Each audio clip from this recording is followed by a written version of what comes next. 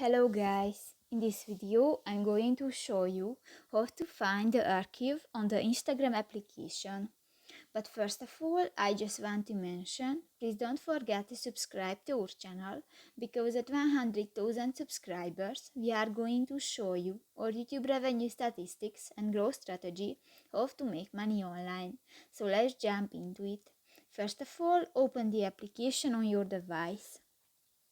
In the profile section, you can find the three lines at the upper right corner of the screen, and in the list you can find the fifth option, the archive, and here you can find your archive, your stories or posts and the lives and done. So that's pretty much it for this video guys. See you in the next one. Bye bye.